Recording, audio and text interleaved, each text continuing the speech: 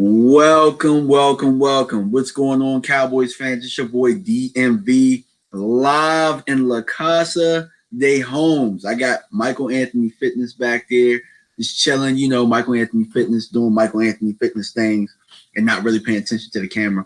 But we're gonna broadcast the show in Mark Holmes' basement today because there is a special occasion.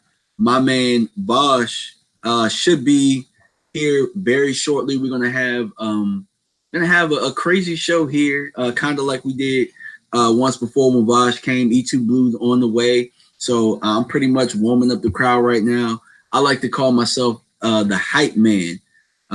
If there is a Cowboys hype man, I'll be the Flavor Flav of this Friday night. And there's a couple of things that we could talk about because, as you guys know, right now the season is very slow, but there are a lot of things that we can talk about. One thing that I do know is that when I was looking at some of the Cowboys apps and stuff like that, I saw a question that kind of intrigued me, and I kind of wanted to talk to everybody about it, about our rookies and who could have the biggest impact. Because we've been hearing a lot of good things about all of them, and it could just be a marketing ploy from the Cowboys media to kind of sell us on the guys, or these guys could come in and be a very good fit. Names that pop out to me are like John Ved Johnson, even though he was undrafted. Been hearing a lot of good things about him at the wide receiver position. Obviously, Tristan Hill. They got to really, really sell us on that one because Tristan Hill was our second round pick who they passed up on a lot of safeties for. And Mike Weber at Ohio State he finally started getting healthy and started earning some of the splitting reps with Tony Pollard. And Tony Pollard is another one who we heard a lot about. Connor McGovern. I think that he was battling a little bit of injuries during some of the mini camp stuff, but let's talk about who we think might be the biggest impact when it comes to those rookies. Now, the guys that I named, like John Ved Johnson, probably is going to have an uphill battle at the receiver position. Being that we're pretty deep at that position, so his reps are going to be limited. Even if he does, make the squad, he's going to have to probably at the position that he have to make it. He'd have to do a lot of special teams of that. So he's got to offer us something else besides being a flashy player. So Tristan Hill is another one that I named. I'll come back to Tristan Hill, but Mike Weber, he's another guy that's going to have limited reps. If he comes in, he'll probably be your third running back. So that means that he's going to have to do some special teams work as well and some other things other than just being Zeke's backup. Connor McGovern is very interesting because he sits in a position where if he plays well, we could just plug him in at the left guard position, which ultimately, when you look at what Colombo said about him during draft day, they think the world of Connor McGovern. They think that he's an absolute stud. I know that my man Foots is absolutely in love with that pick for certain. Let's go back to Tristan Hill, who Rob Marinelli and Chris Richard say that he could be one of the great ones. And so when I look at the list of those guys, and I forgot to talk about Jelks, because Jelks is another guy that has leapt off the screen to a lot of people who've been watching the practices and stuff like that. So I think that maybe in a couple of years, Jelks will probably be one of those guys. I know that he's a defensive end, but remember Jay Ratliff was a 7th round pick as well, and he ended up being a big contributor for us. So being how deep we are at the defensive end position, I don't know if Jelks will come right in and make that impact. But I think really, if you look at the position that these guys play in being in the trenches, I think that they'll have a lot of opportunity. So for me, I think the biggest impact is probably going to be between, Tony Pollard, 3 guys. So your top 3, you're looking at Tristan Hill, Connor McGovern, and Tony Pollard. I think that it's gonna look like it's Tony Pollard because he's gonna be that flash, not flash in the pan, but flash in the bottle that we've been looking for. He's gonna be the guy with the ball in his hand, so it's gonna look a lot sexier than the other guys. But as far as impact, I'm gonna go with, I think that Tristan Hill is gonna be a really, really, really good player. I think that what they'll end up doing is they'll start him off rotating, and I think he'll get better as the year goes on. But for some reason, I believe Connor McGovern's going to come in. I think that there might be some injuries in camp. I think that he's going to get a starting position and never look back. And we know that at Penn State, he was an absolute beast. I think that it's going to be a little bit of learning for him. I think he might get his butt whooped a little bit early in camp and stuff like that. Which, because we got a lot of depth. We got a lot of depth at the defensive line position. We brought in a lot of depth, whether it be by free agency or drafting. So, he's going to probably have his little rookie pains and stuff. But I believe that he's going to get to a point where he is starting. He's never going to look back, and he's going to fit that void that we wanted at that position. He's strong enough. I think he has the athleticism. I think that he can lunge and get himself out of position a little bit, but no lineman's perfect. I think that he'll learn, and I think that he'll be here for quite a while. So let's see people in the chat. What's going on, Texas Twister? Zachary Nations, Sheila, what's going on? Brian SoCal. And we got, Zachary already said. And then we got my man Jarrell, Colossal Sports TV. What's going on, man? How you doing out there, man? Shoot, if you want to get on, let me know. I'll shoot you the invite. What's going on, guys? And go ahead and shoot some questions and all of that type of stuff if you want to as well, because, as you guys know, you watched my show. I'll stop in the middle of a sentence and answer questions. What's going on, Jonathan Cook? How you doing out there? So I already told you guys, I think that Connor McGovern is going to be our biggest impact as we talk about how rookies go. Now let's talk about the second subject that I have, which is Amari Cooper. And looking at reports and stuff like that, it looks like Amari Cooper really wants to be a Cowboy long term. It doesn't look like he's in a rush to really sign that deal. I think that he knows that he's going to be here. I think ultimately what probably is going through his mind is I think that he wants to see what happens with Dak. Because why would you want to sign somewhere long term and you don't know the situation with your quarterback?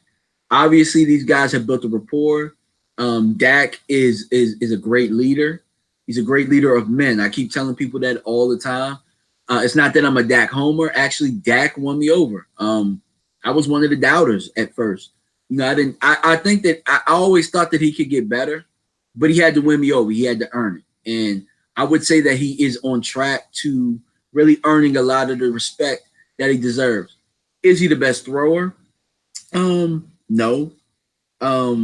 Is he the most accurate? No. Oh, sounds like somebody's here. My man Voch might be here. Is he the best runner? Is he fast? Is he the fastest? Absolutely not. Is he the smartest? Probably not. But what I will tell you is the package that he does put together and what Dak and his abilities are. He's a very special player. I know that a lot of people, I think that the comparison was he has more Troyan than Romo. And I absolutely agree with that. Because I think that what he offers is kind of what Troy offered as far as his leadership, his quiet leadership. And then, in order to be a leader, you got to have people that are willing to follow you. And I think that he does have those qualities. But enough about Dak, because we're talking about Amari now.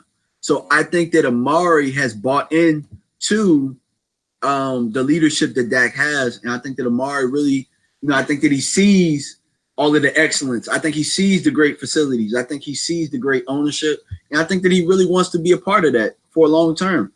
I mean, my man Voch just walked in the building. What's up, yeah? What's going on? Yeah, my man Voch just walked in the building. I told y'all he was going to be here. So, looks like Amari wants to be here long term, and I mean, ultimately, we want him here long term. Ain't that right, Bosh? Hell yeah. So I mean, and a lot of times, you know, athletes, you know, they're like, I'm gonna hold out, or you know, we ain't gonna talk about that. Like, he worried about that. Zeke Ellis gonna be the last one. They might wait till next year to get a contract. Zeke should be the last one, though. I mean, he should. He looking like getting suspended. Yeah, but it's not just that though, man. I mean, the way that the game built right now with quarterbacks, like the rules are built to save the quarterbacks and the wide receivers. The faces of the league. Oh, you just look at the script. What in tarnation you doing, man? I thought we was just winging and freestyling, man. I mean, no. On my dad's live stream, we're winging it. Oh, goodness. No, man. That's how I roll. But you know, listen, man. Can I say something? Yeah, go ahead. So we got about $60-some-odd million in cap space. Next year, there's gonna be like 80-something. The salary cap gonna keep going up. We got buttons that we can press. Tyron Smith got a button. Tyrone Crawford got a button. Zach and Travis got a button. We straight. We straight. It's just June and we ain't got nothing else to talk about. Zeke gonna be here. We good. Anthony Brown ain't gonna be here. Well, let me ask you a question. What, because this is kind of on my list a little bit. Sure. Is Byron Jones gonna be here? Byron, it depends on if they think he's valuable. Because it's going to be like a little circle of life type of deal, right? When it's time to pay new people that got old contracts ain't going to get paid no more. So when it's time to pay Van Der Esch, like we ain't got to worry about Witten and Sean Lee and, you know, Leo Collins money. So by the time it comes around, I would hope that Byron get his money. I would imagine Byron would. But if not, then it just depends on what happens in training camp. If we feel good about Michael Jackson, if we feel good about Donovan Olumba, maybe. So I asked that question because we've been hearing a lot of good things about the battles going on between Jordan Lewis and Amari Cooper. And it's June, man. I mean, I'm just saying. But we already know Jordan Lewis can play. Mm-hmm. So my question is, do you think that they're kind of trying to build him up so that they can package him down the road where somebody else will come up here and pick him up? I wouldn't try and trade, or I wouldn't trade him because everybody wants to be in win now mode, and this ain't the team that you want to just get rid of guys for. See, people got to understand what mode they want to be in, because sometimes fans want to be in win now mode, and sometimes fans want to be in franchise mode. So if everybody say win now mode, there is no reason to trade Leo Collins. There's no reason to trade Jordan Lewis. There's no reason to get rid of guys like Tyrone Crawford. Regardless of what you feel about their cap number, this ain't the time because you need bodies. Because if anything happens to Byron or Cheeto, it can happen. You would love to have Jordan Lewis on your team. If anything happens to Malik Collins, Tyrone Crawford is there. And I'm very critical of Leo Collins. I get it. Very critical of Leo Collins. Very critical. However, I know Leo Collins is better than Chaz Green. I just don't want him starting. You know what I'm saying? I know Leo can give me some solid minutes or whatnot. People talking about Taco, they want to get rid of Taco so bad. I mean, if it goes, if it comes down to, training camp competition and Taco's gone, then Taco's gone. However, don't look at Taco as a first round pick anymore, because that ain't how we looking at him. It don't matter. It don't matter no more. So if Taco is a serviceable backup, then Taco's a serviceable backup. We just got to live with that. But you don't want to get rid of good bodies, because just 2 years ago we was mad that we was letting go of Jeremy Mincy and his 6.5 sacks. So, or who was another guy we got rid of that we was mad? We didn't get rid of him, but we let him go. Was it Hatcher? Jason Hatcher, Darkwing Duck. Yeah. What's his name? The pass rusher. It was. I think from the Raiders. What's his name? Mayo, Benson Mayo. What I'm thinking? Okay. Yeah. Benson Mayo. Like we let these guys go. Now we upset, but we got guys like D-Law, Robert Quinn, Tyrone Crawford, Dorrance Armstrong, drafted Joe Jackson in the 5th round. Randy Gregory just somewhere waiting to come back into the fold. Kerry Hyder is a brand new guy. He led the Lions in sacks in 2016, 2017 or so. So just hold on to your guys. Hold on to your guys and quit trying to cut people. This ain't Madden. Stop trying to cut good people. Well, what about Jokes? You don't think he's gonna make the squad? What about practice squad? Because he can probably make practice squad. He's a project.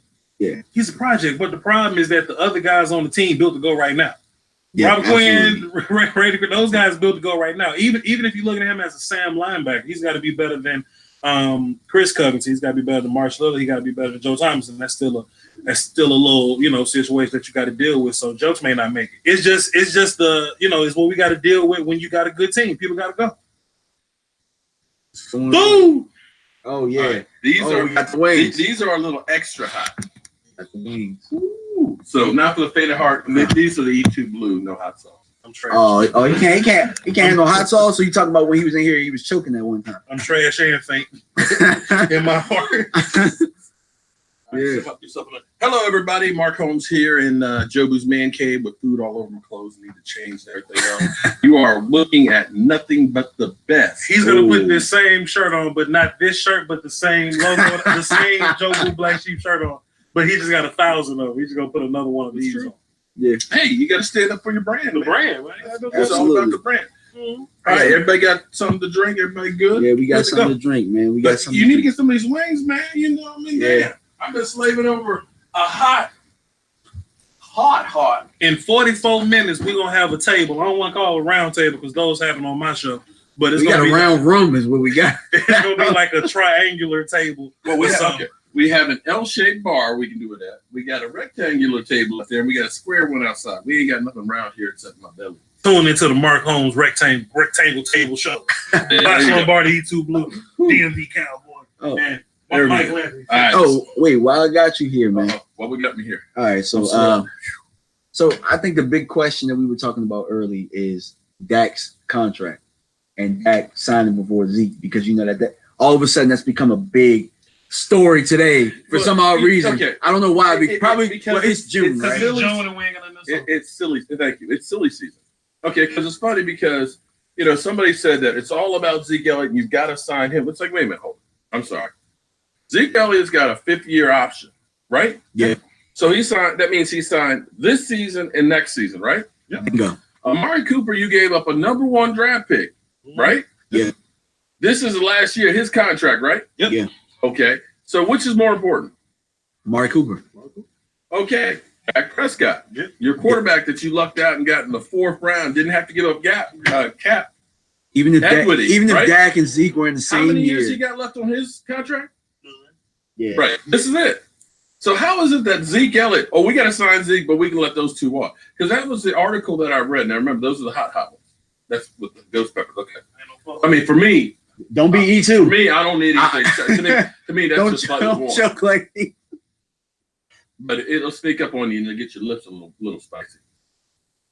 You be all right, man. It's hot, but it's got flavor. My wife is like, it's just hot for no good reason. You good, man. You But- good.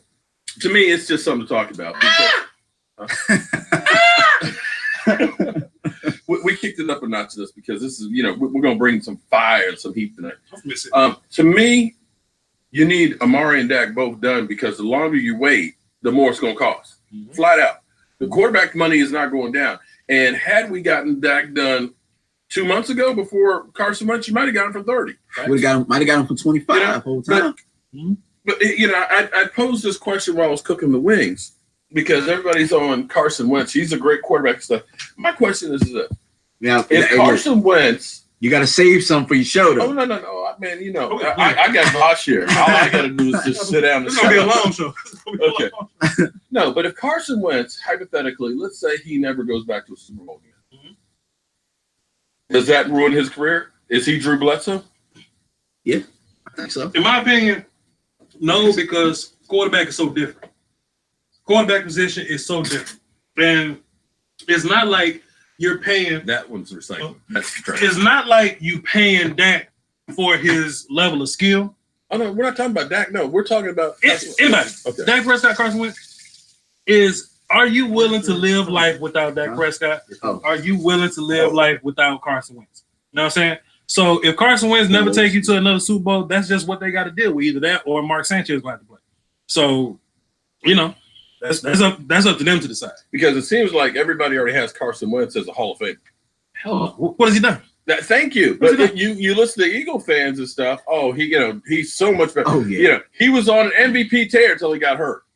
But there are some Eagles fans that are mad that the other dude went to Jacksonville. Now I tell you what, let the Eagles slip this year and see how ugly it gets in Philadelphia. Oh, it's gonna get horrible. Because here's the thing with Carson Wentz. Carson Wentz, when he was winning on all that streak in 2017, there was no pressure. Sure. They were a fourth-place schedule. Nobody thought about the Eagles being up there. And when it did come to pressure games, it was Nick Foles. So we don't really know how he does. Because think about it. You could look at both of our Cowboy games and said those are pressure games. Sure.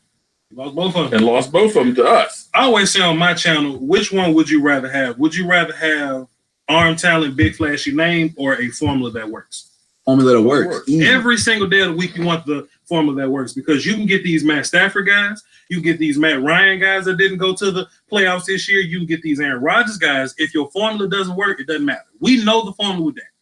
We know what we got to do. We got to run the ball. We got to play defense. We got to let him fly. Well, but here's the other side of the equation and everything. Because when you think, okay, we got a great quarterback, so he's making up for a lot of deficits and things like that. Sure. If he's not on the game, then you got no chance. Sure. When you got a great running attack, if you got a good passing attack and stuff, one day these things aren't going to work. We know Zeke Elliott always starts out the season slow. Right. And so having, we can pass this week if we need to, or we can run this week. Having those options where you are pretty much consistent across the board means it's more things for the defense to worry about. Think about 2016 when Dez was hurt. And if you looked at the numbers of the wide receivers, nobody had like any outstanding numbers. Nobody was a Pro Bowler, but everything was grouped from about 40 to about 65 in receptions. Yeah. So it was like the defense, who are you going to stop? Well, if you're hitting this guy and you stop him, well, this guy can go ahead and do damage too. I would rather have balance than like Pro Bowlers anyway. Absolutely. Anyway, so. And it also helps with balance when your defense is willing to smack somebody in the mouth too. Get you the turnovers. That's the thing that was missing from us last year. Two things that killed us: red zone offense and turnovers. If we had improved just 10% in those two areas, it'd been a Super Bowl. So now we got guys like Cobb and Coop and Withersback and Zeke and Tony and Gallup. They may. I think E2's here. Go ahead. They may not get big super numbers. We may not get Pro Bowlers out of this group just based on the stats or whatever, but if we win the Super Bowl, it don't matter. Yeah, it don't matter. My man E2 coming down the stairs. He's gonna come down this joint. Making noise. Yeah, it's gonna be like And look, everybody, look, I'm loud, but for some reason when he gets here, I get a little louder. Hey, so pardon me already. Hey, watch these two when they get together, man. They like two bad. I say they like two bad kids in church. What happened last time? Okay, let's see what we got. Somebody asked the question. What about Jalen Smith's contract? Hey, Jalen. Y'all know what happened last. That's your mic. Mics are important. What happened last time when me and these two was? Let's see. DMV is. I ain't gonna do that. That's y'all beef. DMV is that going to connect more with Gallup this year on the long ball? I see it happening a lot. I'm actually doing research on that now. Like I'm doing O-line research, and once I'm done with that, I'm pretty much done with it. I'm gonna do Dak deep ball research just to see like what he did connect on, or if Dallas Cowboy fans lying through their teeth because they love to do that. So. Well, I asked you a question about that before you get started. What's considered a long ball? Are we talking past 15 yards, past 20 yards? Because I know that's how they try and break it down when they're trying to talk stat. And technically, a lot of people talk about people in the long ball, and you wouldn't think that Drew Brees really ain't that accurate on the long ball, really ain't that good. People think long ball is just 9 routes plus 25 yards, but it can be crossing routes. It can be these deep posts that we throw, these deep seams going up the middle to Blake Jarwin. All that's considered deep passing. So if y'all want to say he's not connecting with the 9 routes plus 35 yards to the left side to Michael Gallup, then say that. But don't say Dak can't throw deep because he can. Absolutely. All right, I'm glad you said that. South of Heaven said that 4-13 chemistry going to keep getting better. Absolutely, it is. Let's see. CT Cowboys brought up a very good point. Third thing that killed us last year was mobile QBs. Newton, Watson, Wilson. I actually agree with that. Yeah, mobile QBs did give us a little bit of trouble last year. It wasn't necessarily that they killed us, you know what I mean? Like, well, we couldn't stop them, but we could not get them off the field for some odd reason. I don't know. Well, Wilson in the playoff game, yeah, we got him off the field because we stopped him on first and second down running the football. That's a good concern because we lost to Watson, but we beat Wentz twice, and we lost to Luck, but we went 1-1 with Russ. So So we lost to Luck because of because we couldn't. Because we couldn't get off the field. No, we could not get off the field. and how many plays did Mark Cooper had? Only 3 in the Colts game. Yeah, Scott. That's a good question, T. Cowboy. I gotta look that up. I gotta get. He only had 3 plays. Well, Guys guys, out there open I can't too. for some odd reason, right? I mean, like I know one game we beat Cam Newton. For some reason, it don't seem like he'd kill us, but for some reason we cannot get him off the field. Cam Newton. But also it's the first game of the season too. It was. And we need to lose the first game of the season. I don't want to lose to New York Giants, but Nah, I want to beat their ass. I want to beat their ass. I think the year that we did win against New York Giants, if Zeke Elliott was there, we probably would have made the playoffs that year too. Yeah, absolutely. But it seems like every time we lose the first game of the season, we always make the playoffs. It's some miracle. It's true. Well, last year we wouldn't have made the playoffs if we didn't trade for Amari Cooper. No, So- that is for sure. Yeah, we wouldn't have made. So I Because mean, of our offensive coordinator wasn't getting us nothing. for that reason And alone, the right defensive there. model. For that reason alone, I won't go with the whole theory of the whole like first game thing because I mean, consistently though, when we lost the first game of the season, we made the playoffs consistently, no matter what happened during the season. When we win the first game, No loss. when we lose the first game of the season, yeah, like we went 13-3 a couple years ago. We lost to the Giants on opening day. That might be a coincidence, man. Don't come here with that voodoo stuff, man. I'm not- over Jason Garrett, that's Jason Garrett's crazy record. Every time he loses the first game of the season, more likely make it to the playoffs. When Tony got hurt one of those seasons. Somebody brought hold on. South of Heaven said no Frederick, Linehan, and penalty. Frederick is going to be huge. Oh my God! I keep forgetting that we did not have Travis Frederick. Sure. Which the left guard spot. I think he helps out Connor Williams a lot more if he's there. Travis really going to help you in the run game as far as getting to the next level. Calling out blitz, differentiating different looks and stuff like that. So that'll probably help your guards because last year your guards were sorry. That video out on my channel, by the way. Trash ass Suafilo. I can cuss on your channel? Yeah, go ahead. Trash ass Suafilo and Connor Williams lighting ass and forgetting his technique and stuff or whatever. But yeah, Travis will definitely help on that. All right, guys. So we got 3 more minutes before we start eating a little bit of food, and we're gonna get into the rectangle room, Mark's rectangle room. Anything y'all want to address in this last 3 minutes before we head off? Michael Anthony, Bosch is over there That's my dad. chilling. But yeah, let's see if we got any more questions. South of Heaven, yes, we got food and drinks tonight. So Mark made his famous wings over there. Don't know if you had a chance to see him bring the wings in, but he absolutely did. Let's see what else we got. Zachary Nations, you talked about Joe Jackson. I think that Bosch covered him a little bit. So what about Joe Jackson? Zachary Nation said, what about Joe Jackson? I guess as far as He might not make the team because so many gangsters at in, so you gotta see. said he might not make the team. He's absolutely right, man. I mean, if you think about it, I think was it you that was talking about on your channel the other day? You were talking about our third defensive line.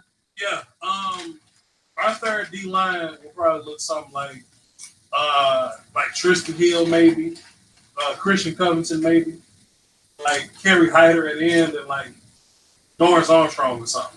Which is crazy because that third team defensive line, like you talked about, is better than the defensive line we had in 2016, where we went 13-3. So, it's pretty nuts to think about, or it's at least even with that line, a defensive line. Somewhat even, but that's our third team. Yeah, that's our third team we're talking about. Rotational guy.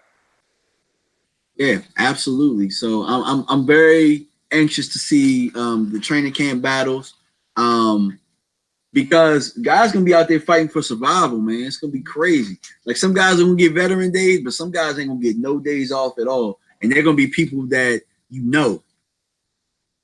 veterans that Yeah, guys, I'm gonna head off in about 30 minutes. My man Mark is gonna go live, so make sure you go to Mark Holmes' channel. And we're going to have a good time. We got Voch here. E2 Blue, I believe he just got here, but he did not come downstairs. I don't think he's here. Oh, he's not here? So the dog just made noise for no reason? Yeah, the one. Yeah, my stepmom's dog. Oh. Got you. So We're gonna sign out. Got Michael Anthony Fitness over here. We got Voch Lombardi over there. Mark Holmes is somewhere running around, probably changing the shirt. And we got DMV. All right, guys. Peace.